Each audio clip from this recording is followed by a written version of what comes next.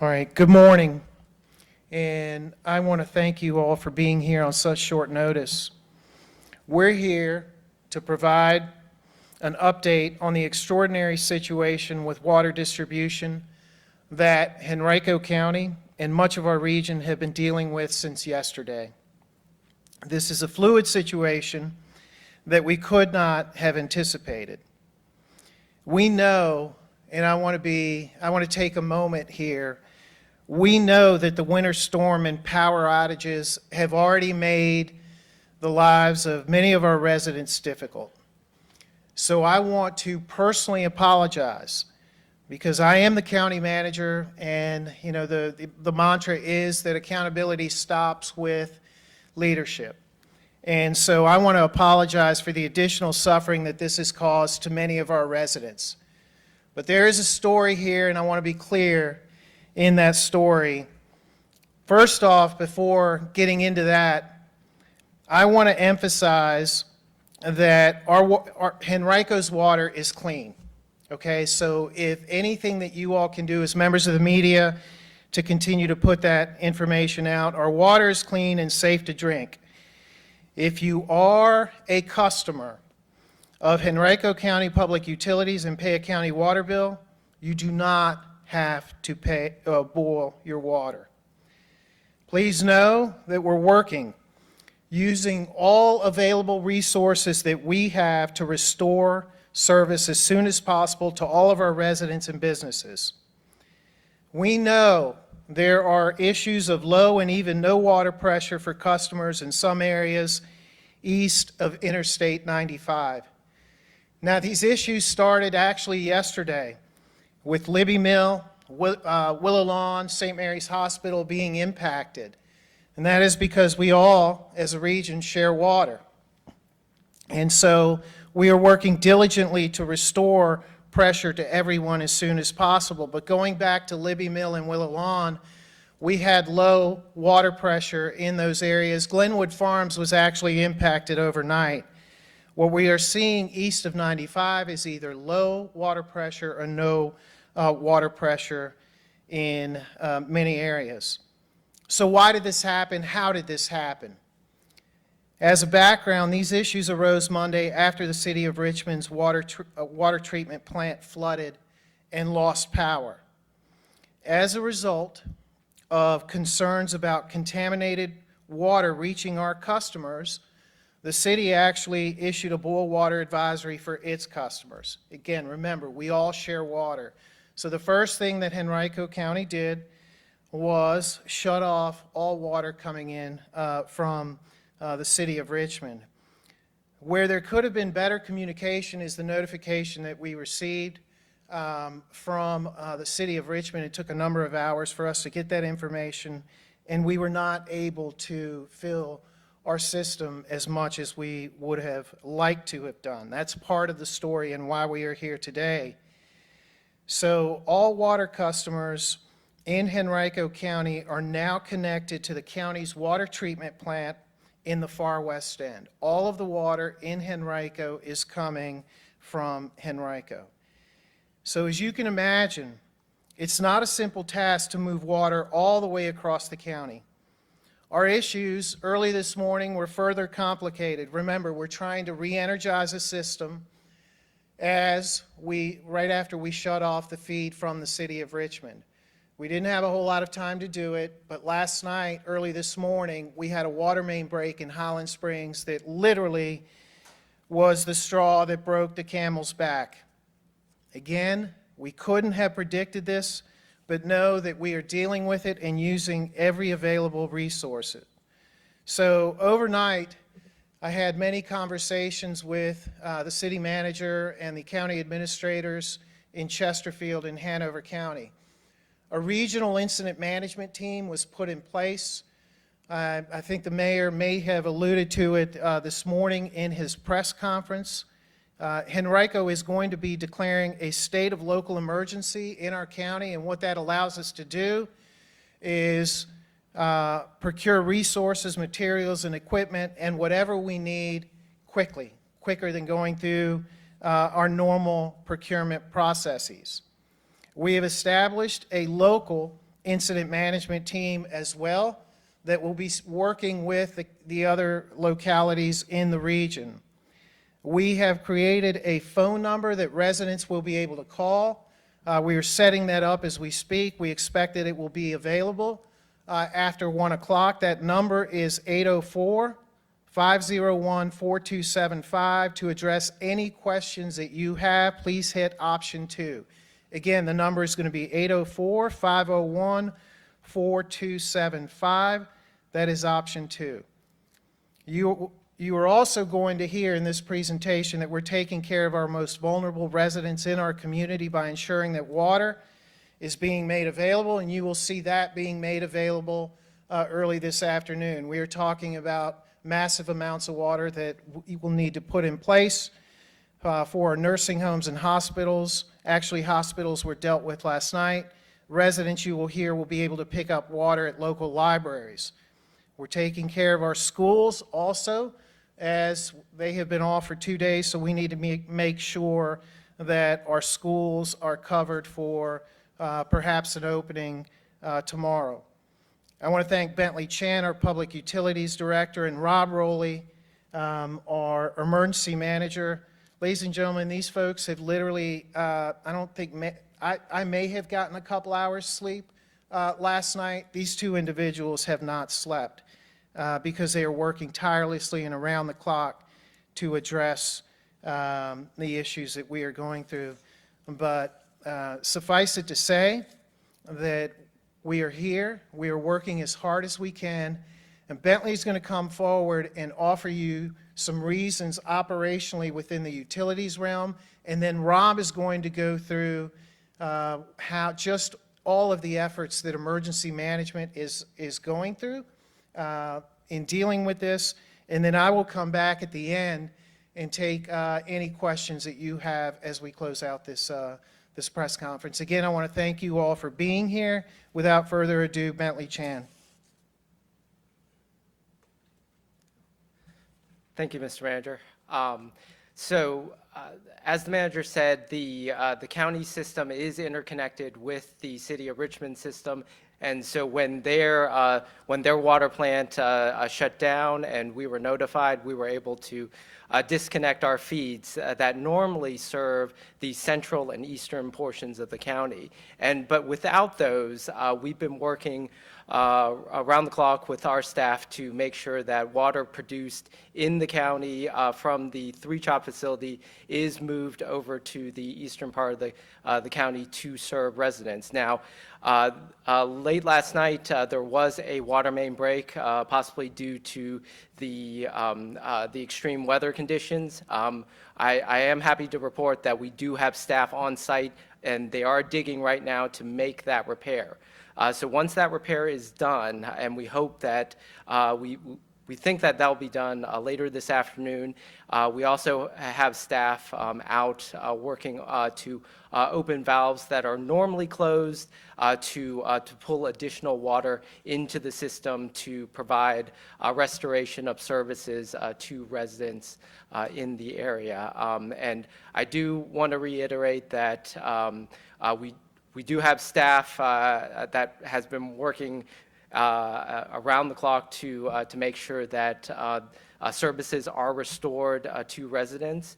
And so as that is happening, we are in close coordination with the City of Richmond on their repairs to their facility. And so the combination of the two should provide like restoration of totally normal services to all residents of the county, but I would expect that at the very least later this afternoon, residents in the eastern part of the county should see like elevated pressure and flow in their system. It may not be totally normal, but it will be more of what they would expect from us. With that, I will turn it over to Rob Rowley. Well, thank you, Bentley. Good morning. So again, priority number one for us is to make sure that our residents have good drinking water throughout the duration of this incident. To that, I'm very happy to report that residents can get water right now if you need it. We have tanker trucks with potable water To retrieve this water, you will need some kind of a vessel, so bring jugs, containers, anything works that you can put water in. If you need water, we have tankers with potable water at the Government East Center, as well as the East Mental Health Facility. We are also working right now to make sure that we have bottled water for folks who are better served by that. That bottled water will be available at the 4 Eastern libraries, Fairfield, Varina, Sandston, and North Park. It'll be available early this afternoon, and we will have details on social media as soon as that water is available. Again, if you come out for the bottled water, we're going to ask that it's 1 pack per family. And again, if you have questions about any information that I've discussed, again, the phone number for that call center is 804-501-4275, option 2. And we also want folks to know that we are heavily supporting Richmond International Airport with their needs, as well as area hospitals and several other healthcare facilities, so you can feel good getting services in those facilities. That is all I have at this time. So as we close out, I want to personally thank the members of the Board of Supervisors that are here. You have Mr. Nelson from the Varina District, Mr. Cooper from the Fairfield District, Ms. Roundtree from the Three Chop District, and Mr. Rogish from the Tuckahoe District. They're here because they wanted to show their support and their intent to being part of the solution as we go forward. I do want to note and make one thing clear. As Rob noted, we have water coming to the 4 area libraries. Please don't come to the library until we put out the notice that the water is here. So we expect that water to be here early afternoon, and we will continue to replenish as needed throughout the duration of this event for our residents. So with that, I want to thank you all for coming out, and at this point, I'll open up for any questions that you may have as members of the press. I guess I'll start first. I just wanted to maybe get an estimate as to a possible timeline as to how long it's going to take to get water fully restored to the residents in the area. So restoration, right now, we are anticipating for residents east of 95 to see a difference this afternoon. So starting this afternoon, you are going to see, hopefully, more pressure in our system. A number of things have to happen. Number one, that water main break needs to be repaired. We are all over that and currently on that project. I anticipate that'll be done in the next hour or so. And then Bentley will and utilities will be able to start pressurizing the system. But the hope is that early this afternoon, you will start to see pressure increase. And literally, we are, imagine filling a bathtub and spreading that water much wider than a bathtub, because the water that we have in eastern Henrico comes from our water treatment plant that is almost at the Goochland line. So all of that takes time, but there is a solution. We are dealing with a different situation than the city of Richmond has with its water treatment plant. Ours is simply getting enough water out as soon as we can. Yes, sir. Do we know about how many residents are impacted by this main water break and don't have water? I don't have an answer for you, Joel. I know that all of the low and no pressure issues that we are experiencing right now are east of 295, including businesses. I've heard from several in the airport area as well as the White Oak area. Gotcha. You also had mentioned a kind of miscommunication between the county and the city yesterday. Can you just elaborate a little bit more on what that miscommunication was and why that happened? So there's always, there's constant communication between localities. In the snow event, for instance, there were, all the localities are coordinating, what are you all doing? What do you have out as far as equipment with the city and Henrico actually doing their own roads, conversations about operations, when are you closing, when do you anticipate reopening? So those conversations occur all the time. What was a little unusual about this situation is the duration at which, the city understood that it had an issue, and then the call that was ultimately made to public utilities and the region. But, quite frankly, you've got, we don't know what they were dealing with. So I don't want to be, say, the city should have notified us quicker. We do have folks that are helping the city with restoring the water treatment plant. That's one of the things that came out of this regional incident management team. So Henrico has folks, Chesterfield has folks, and Hanover has folks that are working right now to help continue to pressurize that facility. But, you have a storm, then you have a situation in the city of Richmond. We could not have predicted the water main break. But I want to be clear on one thing, and that is just, I understand how much of an issue this is for families in Henrico County. So that's why the first thing I wanted to do was apologize for the county that you are going through this, and we will do everything to make it right.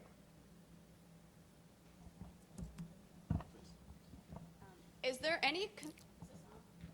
any concern with the snow winter weather that's supposed to be moving through on Saturday? Is that something you guys are currently discussing, I guess, with the issues that are going on right now and like a backup plan for what might happen with that? So that is anticipated to be a snow event. So by Saturday, we fully expect that we will be behind this water issue. I don't want to speak for the city of Richmond, but it seems like they are making headway. So hopefully, their residents also have clean, drinkable water by then, and then it'll be another snow event that we deal with, and we'll throw every resource that we have at it. Could you maybe go a little bit more in depth about like hospitals, elder care facilities, kind of what that looks like getting water to people, and then if you can go further into schools and what it might take for a school to be fully prepared, or if families maybe need to expect to not be able to go to school? So this is an excellent, so thank you for asking that question, because last night there was an issue with VCU where the emergency room, I think, was not accepting patients. St. Mary's was impacted. The first thing we did with St. Mary's was get them water. We were able to do everything that we needed to do to restore that operation. We were really worried about losing 2 level 1 hospitals in the region, because our EMS would have been put, and the whole regional EMS system would have been put into a situation where you have someone that is hurt and you have no place to take them, or you have to take them really far. So that was dealt with. We actually, Henrico was able to help VCU with some water as well, as we were doing the St. Mary's, dealing with that issue. But the nursing homes, calls are coming in. So one of the things that this regional incident management team will do is Henrico's starting to get calls about nursing homes all over the region in the city of Richmond. We're able to use this regional team to be able to direct resources to those nursing homes. We're going to do everything that we can, and just know that everybody is working as hard as they can. I expect this early afternoon to be really kind of a bellwether change in what we're dealing with here.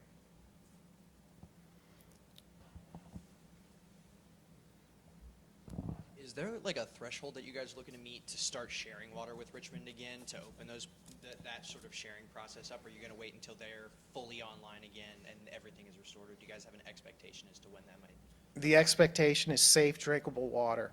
So the city's going to have to go through a process where first they have to get water, right? The water treatment plant working. And then the Department of Health, the Virginia Department of Health, has a series of tests that they do. I believe there's an initial test as far as safety of what they're clearing or cleaning, and then they have to wait 16 hours to do a second test. So when they pass that second test, at some point, we would begin accepting water back from the city. But the sharing of water in our region is something that goes back many, many years. Henrico County, if you go back far enough, we didn't have a water treatment plant. We actually had water that came in from the city of Richmond, and then over the years, we've been able to build a robust utility system. That sharing Our region is really wide, it's big, and it's not just Henrico, it's Hanover, it's Chesterfield. All of us really share that resource, and it, you know, for many, many years, it's been a system that has worked. And there will be a post-op on this, I assure you, on Henrico County side. I am certain that the city will do a post-op regionally on what happened, and there may be lessons learned. And based on those lessons learned, we may change some of the practices that we have undertaken all these years.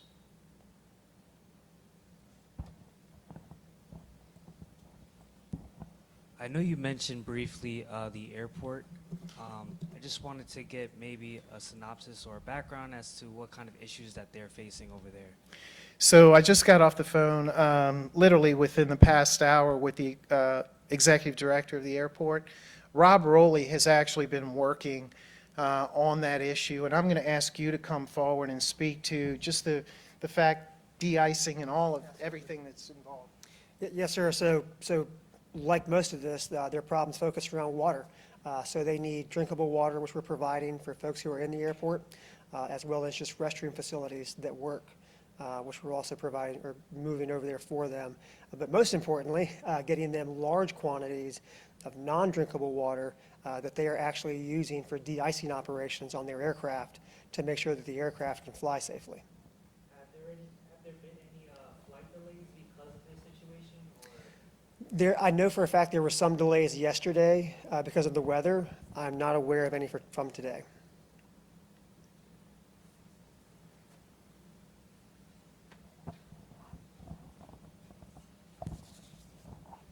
Yes. So, two questions. One, about the post-op operation for this event. As you said, it's pretty unprecedented how this may have occurred. Can we get just a definitive timeline of when the county and the city sort of have knew when the water main break had happened? I think there's been a lot of confusion just about the details of that event, which has led us to today. So is there anything that you or Mr. Chan can tell us about that event? So I can't give you down to the minute, Lyndon, but as I understand it, there was the issue in the city started early yesterday morning. We were notified early yesterday afternoon. And the second question is clerical about the water tankers particularly. Do you know how long or how much water that you will have in case this event will last longer than you expect? It will keep replenishing, and there will be water at those two locations, which, by the way, are on 9 Mile Road. Our Eastern Government Center is on 9 Mile Road. The mental health facility is literally right down the street.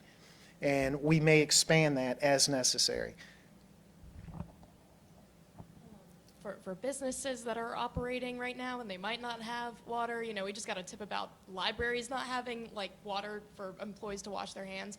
What should they do? And, will there be any help for them or any kind of regulations? What does that look like? I mean, they are in the same boat as our residents. So as soon as we're able to restore water service, they will be back up and running. We do have throughout the county some businesses that do use quite a bit of water. And I understand the inconvenience. I apologize for it, but we're working as hard as we can and as fast as we can to get it back to them.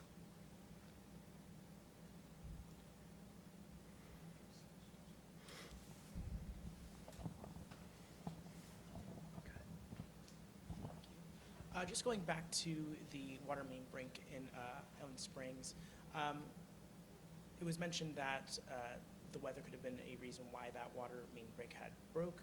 Are there any other reasons why, that little burst is causing so much trouble in Henrico? So it's we have water main breaks all the time. When the temperature changes or drops like it has, the number of water main breaks increases.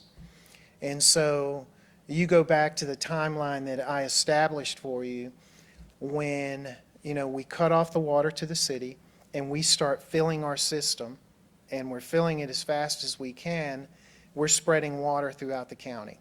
And it literally is coming from the west to the east. And so we had anticipated that everything would be fine. But ultimately, that water main break was, as I noted, the straw that broke the camel's back.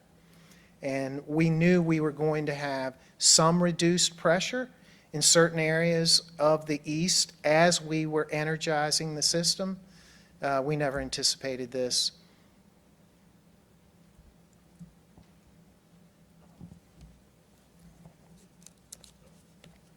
All right, let's go with, is this last question? Anybody else? Okay. Just one last one for me. Do you have any tips to the residents as to winterizing their homes and helping them so that they don't have any water issues with their pipes at their house? Bentley? Thank you for the question. We actually got it earlier today. And so under normal conditions, we recommend, as most experts recommend, to leave faucets cracked during the winter so that if water is flowing, that means the less likelihood for freezing. I actually spoke with one of our fire chiefs earlier in this process, and he had an irrigation system that had broken because of freezing pipes. And so we also recommend kind of insulating pipes that are exposed to outside air. So something like a towel wrapped around the pipe insulates it from the wind. We would also recommend, but this is kind of proactively, winterizing your irrigation systems. But as long as you have electricity to your home, your heat is on, and if your heat is on, your pipes should be protected from any cold air that comes through. Now, if your power is off, hopefully your water is still on, and you can keep some of those faucets running. Thank you. All right, I want to thank everyone for coming out this afternoon. Thank you, and have a great day, everybody.